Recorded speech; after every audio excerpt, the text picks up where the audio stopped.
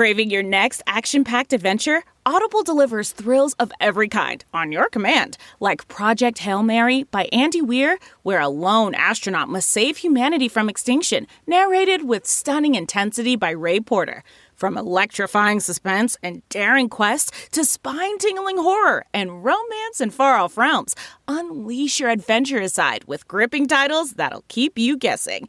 Discover exclusive Audible originals, hotly anticipated new releases, and must-listen bestsellers that hook you from the first minute. Because Audible knows there's no greater thrill than the one that speaks to you. Discover what lies beyond the edge of your seat. Start your free 30-day trial at audible.com/WonderyUS. That's audible.com/WonderyUS. Hi, I'm Brianna Seely, producer for Offscript Health. Welcome to Vax On.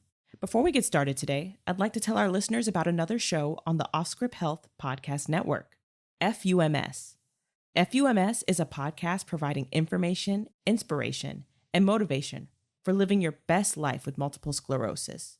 Join host Kathy Reagan Young for interviews with doctors, researchers, scientists, patients, caregivers, legislators, and more in the pursuit of answers.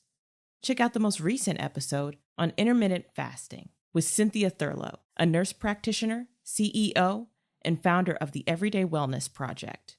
Intermittent fasting isn't just about skipping meals. Cynthia explains what intermittent fasting is, its effect on her own health, and the types of fasts that are available. For more information, visit offscript.com/shows. The link will be in our show notes. Enjoy the show.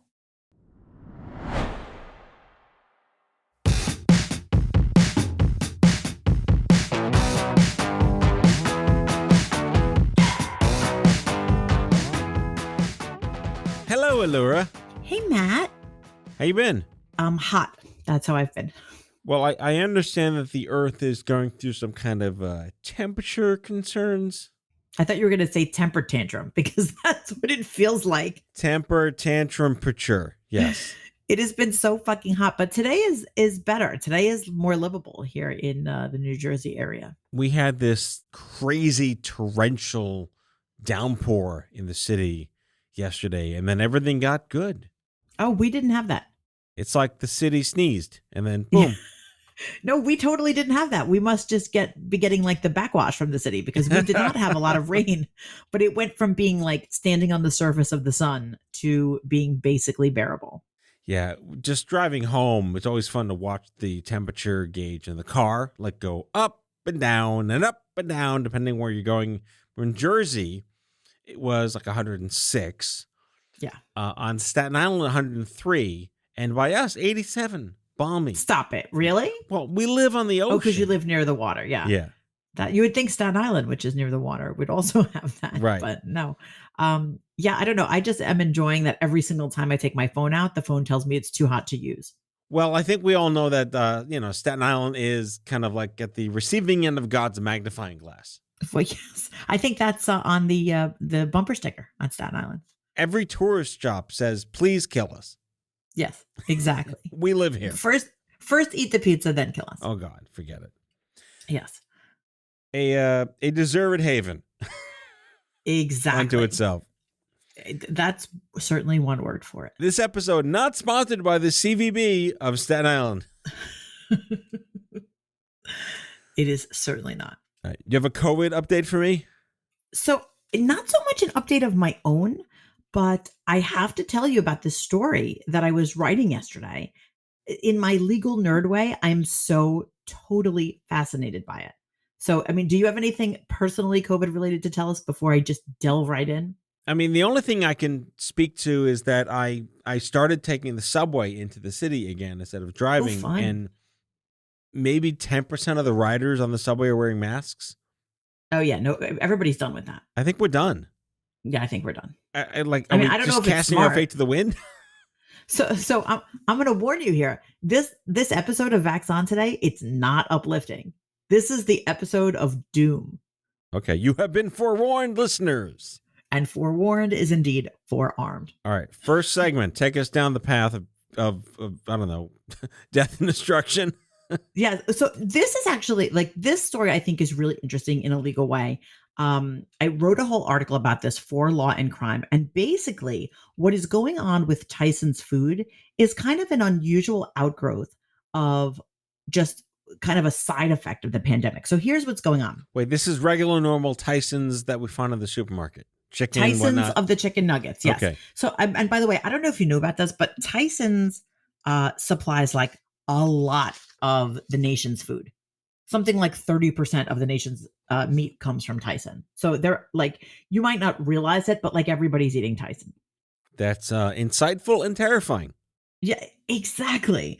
But so here's what was going on. So back in March of 2020, right at the start of the pandemic, when it became pretty obvious that like, hey, there's going to be a lockdown and like we have to be careful because stuff is flying off the shelves in the supermarkets and everyone was panicking and hoarding the food. Remember that? Like when you couldn't get fresh meat and stuff like that? Yeah, it was the apocalypse.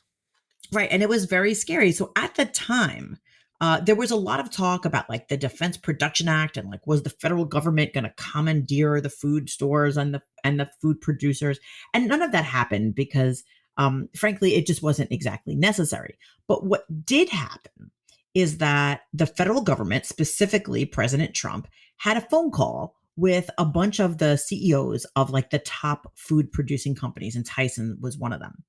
And as Trump does, he basically said like, hey guys, I can count on you to stay open, right? Right. And of course, the CEOs all said, of course, we can stay open.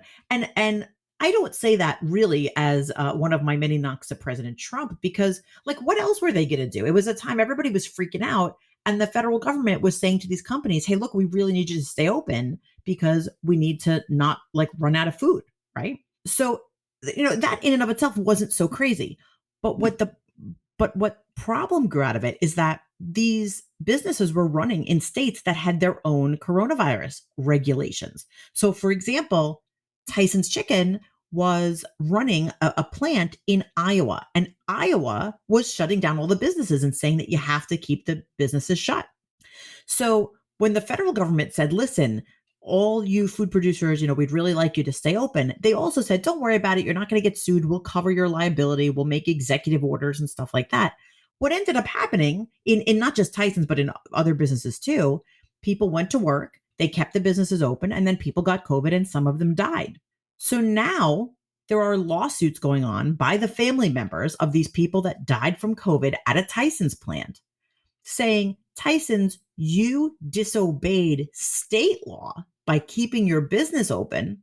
And Tyson's is like, yeah, but we did that because the federal government told us to. Ah, a loophole.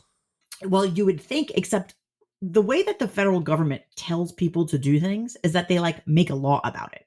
It's not like they have a conference call and ask them, because asking them to do something that they'd like, asking a business to stay open is not really the same thing as like ordering the business to stay open. All right. So the federal government kind of asked nicely for company X to stay open in a state that said you can't stay open. And because they stayed open, employees got COVID and died. Exactly. And the companies are like, look, we had no choice in the matter. We were just doing what the federal government said we should be doing in a time of massive crisis. So you can see like where they're coming from, right? I mean, there are, of course, allegations that, they were unsafe and they did all these things wrong. But the issue here is, who are they supposed to obey? Are they supposed to obey the state regulation, which is going to be different in each state? Or are they supposed to obey the federal government who said, look, this is really important. We'd like you to do this. So that's the battle that's going on in federal court right now. And it's very complicated because at this point, they're having actually like a forum turf battle over, they don't even know which court this case even is going to proceed in, whether it's federal court or state court, because they're trying to sort out whether the federal government saying, guys, we're in the middle of a crisis, so go ahead and stay open, whether that like amounts to the federal government telling them that they have to do it. Does this, I'm me, not lawyer, right? Is this like wrongful death? It is a wrongful death suit, but that's not the issue yet, because no one is deciding whether or not Tyson is at fault right now. They're just deciding whether that little kernel of information, whether when Trump said, we want you to stay open. And by the way, it wasn't even just Trump. It was like, all kinds of federal agencies, the vice president, everybody was like, don't worry, everyone, we've got the food companies staying open. the court is trying to figure out, is that like the same thing as the federal government making them stay open? Because if the federal government made them stay open, then this is a federal matter. It's allowed to be in federal court, no problem. I mean, it wasn't like an executive action. He didn't sign something that said you must stay open under all circumstances. Exactly. There was an executive order, but the order wasn't exactly directing the companies to stay open. It was kind of doing other stuff. It was naming who is an essential worker and stuff like that. Right. But it wasn't saying like, hey, Tyson Chicken, you have to stay open. So it kind of makes it this very cloudy legal issue. And even though COVID is a unique situation, you could easily see how this might happen again, right? How the government might say, listen, private business, this is a big problem that we all agree exists. Can you do this action to help out this big problem? Right. You could easily see how that would happen. Even, it's something totally well-intentioned. And then the business ends up in this like weird quagmire where they're not sure who to listen to. Right. And I can only imagine how many other Tysons there are in this situation that hasn't yet come to light. Exactly. And that is where like my legal nerdlinger stuff, gets all excited, because we might see this again where a business is saying that they acted a certain way to satisfy the federal government when the state government told them to do something else. And that's like a whole complicated thing. And there's no simple answer. And it's not even like a hot political topic because it's too complicated for people to really, kind of sink their teeth into on a quick soundbite on the news. But it's a really important issue that like, how far do you have to go when the government says that they wish you would do something or they hope you would do something? Is that the same thing as you being forced to do it? Now do monkeypox. Right. Isn't that the problem? So, yeah. So coming up next, how is this going to relate to monkeypox? Exactly. Right. Because that's all we need. The government's going to say, hey, keep your plants open as monkeypox kills everybody. Right. And it's kind of like, all of the communications efforts around big crises, they matter because when the federal government or even a state government puts pressure on individuals and on businesses to do something or to not do something, it matters. It can influence how businesses do things. And then it changes the consequences for those businesses and for everyone that they employ and everyone that they affect. So, sometimes words aren't just words, sometimes they have real meaning. And this is kind of like when the rubber hits the road, like, how much credit are we going to give to the words that the president says in a conference call? My guess is like, that's pretty strong. If the president called me and asked me to do something, I'd probably do it. What's worse, earning the ire of your state government or the federal government? Exactly. And I sort of feel like, well, it depends on who's in office. Right. Right.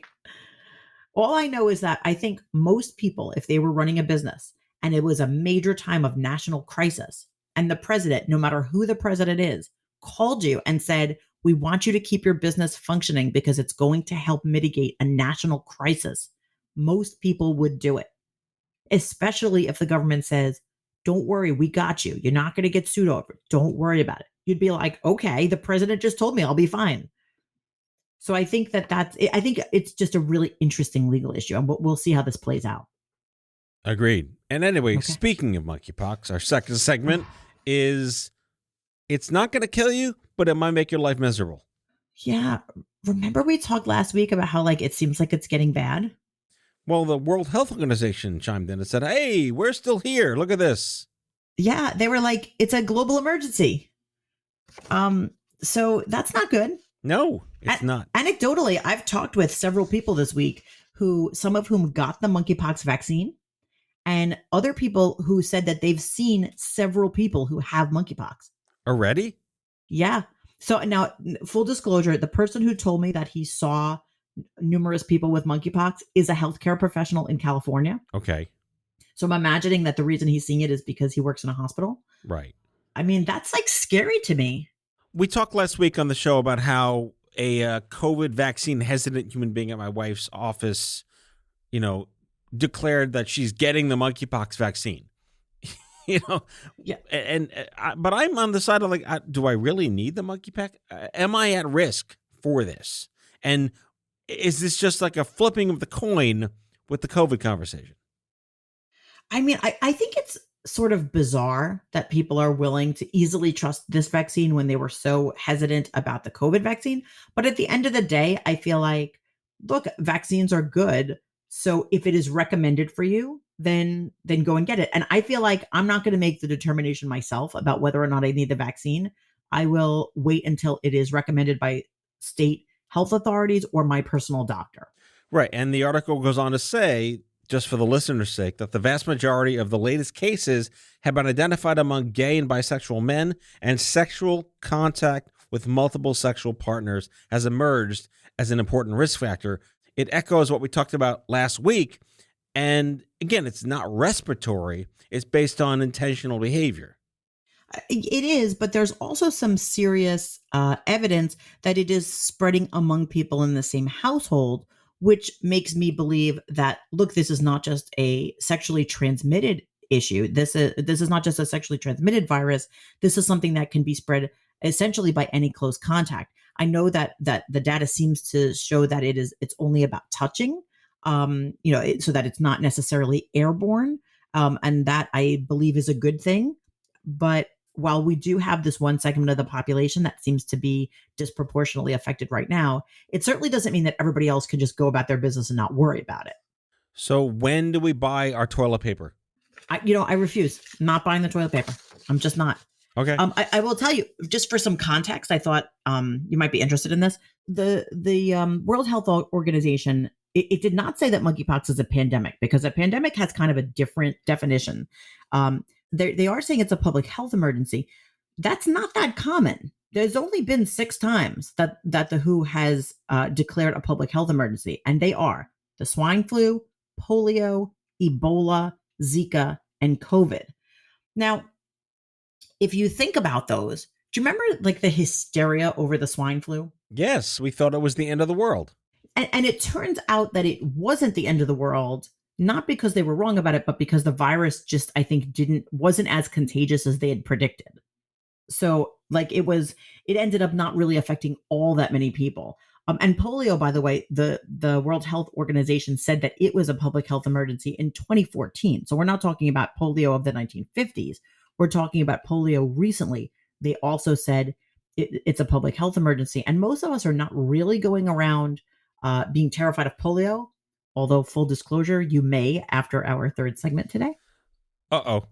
But same thing with Ebola. Again, we know that it's very bad, but I don't think most people are walking around being kind of, terrified that they're going to catch Ebola on the subway. No, but with Ebola, they caught that early. It stayed contained in Africa at the time, as I recall, the way the World Health Organization dealt with it. They contained it, they managed it, and everyone collaborated to do the right thing, and we staved off what could have been something pretty terrible for the planet. Right. And this already is in the US in kind of a major way, right? It's already in 60 countries, 16,000 cases across 60 countries. That doesn't sound great.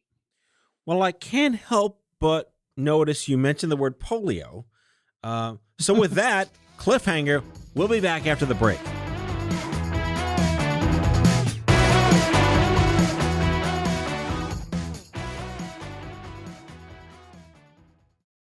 Are you feeling stuck in your career or lacking employment at the moment? Experiencing symptoms of job dissatisfaction?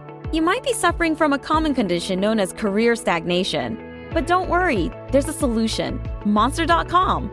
Monster.com offers a comprehensive suite of career-boosting tools designed just for you. Our free resume review and AI interview prep tool will help you stand out from the crowd. Need more guidance? Dive into our career advice articles for expert tips and insights. And don't forget to check out our salary tools to ensure you're getting paid what you're worth. Side effects may include a new job, increased confidence, and a brighter future. Consult Monster.com today and take the first step towards your new career. Ready for your next job opportunity? Visit Monster.com now. All right, we're back with some more terrifying things. Elura, take us forward or backwards or somewhere. Yeah, so guess what? An unvaccinated Orthodox Jewish man in Rockland County, New York, has tested positive for polio, which is the first case since 2013 in the United States. Hey, we just mentioned that on the first half of the show. Yeah, Matt, so this is concerning. Here's the situation. The New York State Department of Health said that this guy who got polio very likely got it from someone outside the country who had gotten an oral polio vaccine. Now, the oral polio vaccine, you might not have ever heard of this, and probably because it's not authorized in the United States. And here's why it is not authorized in the US. Because in some rare instances, people who get the oral polio vaccine, and it has a live virus in it. It's a weakened live virus, but it still is a live virus. Every once in a while, the virus can mutate and actually cause polio in the person who received the vaccine. That's the opposite of what it should do. That is the opposite of what it should do. Now, you can understand how it happens, right? Because live vaccines have, a live portion of the virus. So scientifically, it does make sense. It also makes sense that that's why it's not authorized for use here. I'm going to agree. So like some guy got some jacked up version of the polio vaccine, got it mutated, he got polio, and then he passed it on to someone in the United States, he or she. As a Jew, I hear unvaccinated Orthodox Jewish man, and I just think Florida man. I mean, could be. When I hear Florida, I think alligators. So I'm just like, it's a very unique community that doesn't typically follow public health regulations and rules. Right. We've discussed this during the COVID pandemic. Many, many religious communities just refused to do this, and it can affect everyone else by their cultural choices. And there's not much you can do. It tends to be extra bad in those ultra religious communities because the communities themselves are so insular. Right. That, and they're like large groups of people that go and worship together. They live together in larger groups. So then even when something rare happens, then they spread whatever it is more among themselves. So it becomes a big problem. And in this case, which is Rockland County, New York, it's the same case where there'd been a measles outbreak in the past for the same reason, vaccine hesitancy. Right. So yeah, I mean, it's a problem. It's an ongoing problem. And I'll tell you this, so I looked up a little about polio. To be quite fair, I didn't really know all that much about polio, but here's the situation. About 1 in 4 people who have polio have flu-like symptoms, sore throat, fever, tiredness, like that kind of normal thing. And then about 1 in 200 get the real serious symptoms that can include tingling and numbness and even paralysis or spinal cord injuries. So in my mind, polio was like, if you get it, like you're going to instantly be paralyzed. And in reality, that's not the case. That's 1 in 200 people, which is still terrible. Like it's still absolutely warrants you getting the vaccine. But I just wanted to be clear that it's not like every single person that gets polio is going to have this horrible outcome. I mean, when I first learned about polio in school, it was the first time I understood what the word eradicated meant. Apparently, that word doesn't mean much anymore. I mean, I guess not. It seems like everything is sort of a shit show now. Can we eradicate anything? Can we eradicate Staten Island? Can we eradicate raisins? Because I really hate them. We're going to eradicate the Uncrustables that you can't buy. Right, exactly. And I feel like eradicate and educate are such close words I know. Somehow that makes me nervous. Well, some people want to eradicate education, so we want to not do that. Yeah. So let's just recap where we're left off now. We are going to continue to see the ongoing unfolding shit show that is COVID. Monkeypox is a big problem, and so is polio. So that's your summer report. I'm still waiting for space cancer. I almost feel like space cancer seems less serious than all this shit. Would you get a space cancer vaccine, a monkeypox vaccine, a polio vaccine, or a COVID vaccine? Pick one. I feel like of all of them, I want to go with the monkeypox vaccine. And here's why. I'm in the process of renovating my bathroom and I'm picking wallpaper for my bathroom. And I found this wonderful wallpaper that happens to have pictures of monkeys on it. And I love it. It's so beautiful. But I almost feel like if I pick something to be in my house that has a picture of a monkey on it, I need to balance out the karma by getting the monkeypox vaccine. Does that make sense? Does that follow? I'm still going to go with the onomatopoeia of all of this, which is that COVID. It sounds like a monkey. Polio, monkeypox. Monkeypox just sounds more ominous. It just sounds like it's going to tear yourself a new one. And no one wants that. I think we have different associations, honestly, because to me, monkeypox sounds much more lively and sprightly, like monkeypox. Like you're going with the syllables. Monkeypox, monkeypox, monkeypox. Whereas COVID is like COVID. I see. The polio sounds like a cartoon character. Hi, I'm polio. It does. And it sounds so retro. Yeah. You know, like I feel like when I hear the word polio, the immediate mental image that comes to mind for me is like the doctor with the big round thing on the headband on his head. Yes. Like in the Norman Rockwell pictures. Right, Like that's exactly what I think of. Well, and I'm like, oh, right. Polio is FDR. That's it. Right. And FDR. That's all we learned about it. FDR. Right. Which is, and it's interesting because again, it's like, I wonder how much that mental image affected people that they are really afraid of polio because, you know, he's probably the most famous person that's ever suffered from polio. And, you know, and like when it's just like, remember when Tom Hanks got COVID, everybody was like, oh shit. Right. You know, and thankfully Tom Hanks got better pretty quickly. But, you know, if he hadn't, I wonder if more people would have been like, well, if it can affect him, then it can affect me. Well, Mel Brooks or Groucho Marx, one of them said, or maybe Woody Allen, that comedy is tragedy plus time. So is it too soon to make fun of polio? No, we're probably okay making fun of polio. It's terrible. We are not, we're not pro polio. We're anti polio. No, definitely not. Definitely anti polio. Anti polio, anti monkeypox, anti all these things.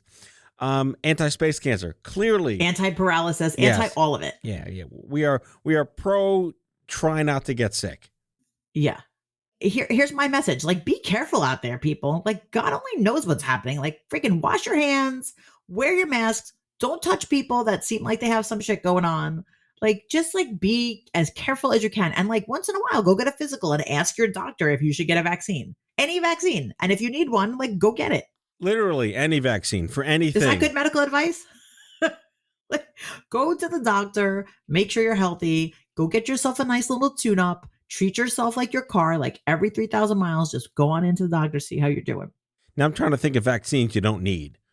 Vaccines you don't need?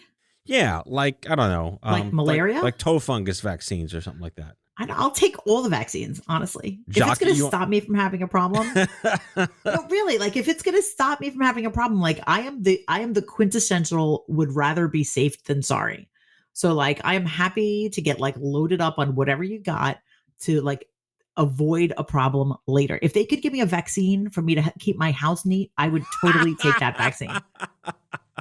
Prevents messiness, procrastination, and bad handwriting. Just yes, like I'll take it. The word vaccine used to mean you never get it. And now it means you'll likely not get it, or if you get it, it won't be as bad. So have we completely redefined the word vaccination? But let me ask you, is that really true though? Did it only used to mean that? Or is it just that we used it colloquially to mean that? Well, the polio vaccine eradicated polio. There was never any thought it would come back. It's gone in the world, right? But the flu vaccine didn't do that. We always had a flu vaccine, and it never did that to the flu. Right. So where does society go right or wrong in understanding that polio vaccine, smallpox vaccine, measles, mumps, rubella vaccine, never get it, or maybe, and then flu is like, oh, it's ongoing. It'll make it less worse. Yes, but you know what I think? Let me submit this hypothesis. Submit away. My hypothesis is no one was ever paying attention. Like only the medical community was paying attention. And the rest of us were just like, whatever. Is it a shot? Is it not a shot? Like none of us were really paying attention to like, is it a vaccine? Is it a live vaccine? What's it going to do if I get it? It's just like, fine, put it in my arm and I'm going to walk away. Or for the people that were like, I don't want to put anything in my body. Fine. Like there's those people, right? So, but I don't think anyone was really like thinking about it farther than that. I really don't. I think people were always frustrated that the flu vaccine didn't really work. Like that was always the thing. It's like, I got the vaccine and I got the flu anyway. People were always pissed about that. Now we uncovered that being pissed off about vaccines is something we can do not just during flu season. Right, exactly. We can be pissed off about vaccines all year. But I think if we can all agree that there is no more eradication, things are going to come back. And the least you could do is, if you're going to get it, have it be less horrible. Yeah, right. I mean, right, it's always good. Like do everything you can. You can never be too careful. You might as well take all the precautionary steps as long as those steps themselves are safe. Don't go out and get like some kind of wacky, unauthorized, weird version of the vaccine. Go to the doctor, get the real one. Yep, exactly. Just like treat medicines like sneakers. Do not get the knockoff ones. It will never go well for you. You know I'm right though, right? You are right. So don't get the knockoff Nikes. Just get the real ones. Nokis. Just get the ones you're supposed to have. Okay. Like it's because it just doesn't go for you. You might think you look all right, but you don't. Yep. Just, save the money someplace else. On that note, we want to remind our listeners that we are taking a summer break. We are on a break. We were on a break.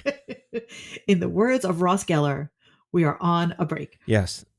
Vaxon will be returning on Thursday, September 8th. In the meantime, we are running a best of for the next couple of weeks. Every Thursday, you will hear what we think are our most hilarious, horrible, good news, bad news, go have a drink, informative and frustrating, your advice of choice to listen to shows that you might have missed. We hope you didn't. But we're really excited. This has been a great year. We got way more planned for the fall. And we're just going to do nothing but sip martinis and get, airbrushed by fig leaves, for the next. Yes, that's what I'll be doing. Yes. That is all. I will be sitting for the next month thinking about all of the wonderful news I can bring to our listeners at Vaxon when we return in September. Yeah, I feel like what could we possibly do when we have nothing to really be upset about? We'll find things. We will find things because over the past 3 weeks, we went from just COVID to COVID and monkeypox. Now we got COVID, monkeypox, and polio. Lord knows what we're going to have in 4 weeks when we come back. Is there going to be another list of freaking things we have to worry about? Oh, please let it be space cancer, space cancer, space cancer. Matt, stop wishing space cancer on us. I digress. All right. Well, with that said, thank you, listeners, for sticking with us, and we will see you, hear you, talk to you. I don't know. It's the radio. September 8th, we'll be back. Elura, have a great summer getting fanned by fig leaves. Thanks, Matt. You too. Stay safe, everyone. Have a great rest of your summer, and see you in September. That's all for today, folks.